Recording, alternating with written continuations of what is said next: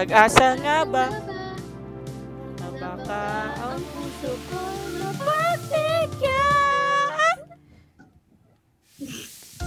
Paniwagang salamin, kailan ba naaaminin? Kanyang tunay na pagtingin.